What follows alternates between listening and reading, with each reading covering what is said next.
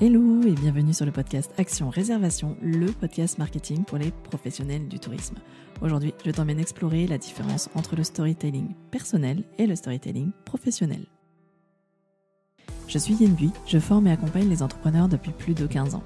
Sur ce podcast, seul ou avec mes invités, je te partage des clés concrètes pour générer des réservations en continu grâce à une stratégie de marque forte et alignée avec tes valeurs.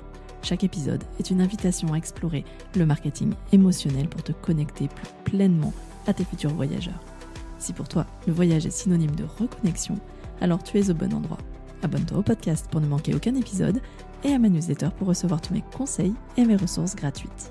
Cela fait un petit moment maintenant que je te partage plusieurs épisodes autour du storytelling parce que, comme tu le sais, j'attache beaucoup d'importance à ce que, en tant qu'hébergeuse touristique, tu développes avant tout ton personal branding, donc ta marque personnelle. Et l'un des leviers forts pour y parvenir, c'est de maîtriser l'art du storytelling. J'avais déjà fait plusieurs épisodes, dont celui avec mon ami Lionel Clément, qui est vraiment un expert en storytelling et en copywriting. Mais là, vraiment, ça fait plusieurs épisodes dont je te remettrai les liens d'ailleurs dans la description de celui-ci, où on parle de storytelling. Et aujourd'hui, je voulais aller un tout petit peu plus loin en parlant aussi de la distinction qu'on peut faire entre le storytelling professionnel et le storytelling personnel. Mais avant ça, j'ai envie de te rappeler aussi pourquoi c'est important de développer ton storytelling. Déjà, c'est parce que le storytelling permet de véritablement créer un lien fort avec ton audience. C'est vraiment grâce au storytelling que tu vas arriver à capter l'attention, mais aussi à créer de l'engagement. Parce que l'engagement, c'est un signe de connexion avec son audience, en fait. C'est-à-dire qu'on a compris qu'on était connectés, qu'on partageait les mêmes valeurs, les mêmes idées, le même vécu. Et ça, c'est grâce aux histoires qu'on raconte au travers de son storytelling. L'idée avec le storytelling, c'est de éviter en fait d'énumérer les caractéristiques techniques de ton offre, c'est-à-dire parler des équipements, parler de ce que c'est, de combien de chambres, etc. Mais c'est plutôt de choisir de raconter les histoires autour de ces décisions que tu as prises dans ta manière d'aménager et de créer ton hébergement touristique. Le storytelling te permet aussi de partager tes propres combats, comme le combat par exemple écologique, éco-responsable, etc.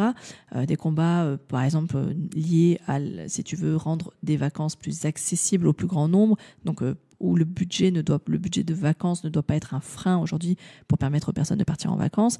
Voilà, peut-être que tu as des combats que tu as envie de mener et c'est ces combats-là que tu peux partager au travers de ton storytelling. Ça peut être aussi tes doutes au quotidien en tant que femme, en tant qu'entrepreneur, qui peuvent être typiquement les mêmes que ceux de ta cible actuelle, ta cible principale, parce que si tu vises des femmes, elles se reconnaîtront certainement aussi dans tes propres doutes. Et c'est intéressant d'aller vraiment capter l'attention et de créer de la connexion au travers de nos combats et de nos doutes du quotidien. Et donc là, pour aller un tout petit peu plus loin dans ok, tu as compris pourquoi c'est intéressant de développer son storytelling, j'avais envie de juste faire des petites nuances entre le storytelling professionnel et le storytelling personnel, qui sont deux approches légèrement distinctes. Donc c'est deux approches narratives dans les deux cas, où on va raconter des histoires, mais elles sont légèrement distinctes parce qu'elles servent des objectifs et des applications un peu plus spécifiques l'une et l'autre. Très clairement, le storytelling personnel, c'est celui dont je parle le plus souvent. Lui, il a pour but de vraiment partager des expériences qui te sont propres pour aller chercher une connexion émotionnelle avec ton audience. Ça, comme tu le sais, le marketing émotionnel, la communication émotionnelle, mettre les émotions au cœur de ta communication, c'est vraiment pour moi, c'est mon combat en fait. C'est mon combat à moi, c'est de t'amener vers ça. Et l'idée, c'est que tu vas raconter des histoires qui sont tirées de ta propre expériences personnelles qui sont souvent, chaque expérience, si on en parle, si elles nous marquent, c'est parce qu'elles ont été riches en émotions. Souvent, elles ont été riches en leçons de vie que l'on a apprises sur le tas, soit au travers d'un succès, soit au travers d'un échec. Il nous est peut-être arrivé effectivement un événement important, un événement marquant qui aujourd'hui nous ont permis de en tirer une leçon, et c'est cette leçon qu'on a envie d'aller partager au plus grand nombre. Et comme je l'ai dit dans un précédent épisode, le storytelling, c'est pas que se raconter, c'est de partir de cette histoire-là pour venir partager une leçon et qui va peut-être aussi venir connecter. Le but, c'est vraiment de connecter émotionnellement avec ton audience et donc d'expliquer comment cette leçon t'a permis de prendre de nouvelles décisions dans ta manière de concevoir ton offre touristique, dans ta manière de choisir à qui tu avais envie de dédier cet hébergement touristique, pourquoi tu as à cœur d'accueillir ce type de voyageur, donc ton audience principale. Donc voilà, ça c'est le storytelling personnel, c'est vraiment aller créer de la connexion émotionnelle. Et concernant le storytelling plutôt professionnel, là l'objectif n'est pas tout à fait le même, c'est vraiment d'aller chercher à résoudre des problèmes, résoudre vraiment des besoins, des problématiques identifiées auprès de notre cible. Ça peut être dans l'organisation des vacances, ça peut être dans la logistique, ça peut être dans vraiment des problèmes d'ordre plus spécifiques et moins dans l'émotion, mais qui sont peut-être plus d'ordre pragmatique, plus concrètes et plus, j'ai envie de dire, vraiment d'ordre organisationnel. Par exemple, typiquement, si on reste dans le secteur du tourisme, l'organisation des vacances, la préparation de nos vacances, le choix de nos activités, la prise de décision, là, c'est plutôt ce qu'on va aller chercher au travers du storytelling professionnel. Et c'est là où je t'invite de temps en temps à mettre en avant tes compétences et ton expertise. Parce que c'est là où on va mettre vraiment en avant ce que ton parcours professionnel, ce qu'il t'a amené comme compétences et que tu mets aujourd'hui au service de tes voyageurs. Exemple, si tu as créé des événements et qu'aujourd'hui tu veux accueillir des séminaires, le fait que tu as auparavant organisé des événements, c'est-à-dire que tu as su gérer la logistique d'un événement, etc., c'est cette compétence-là.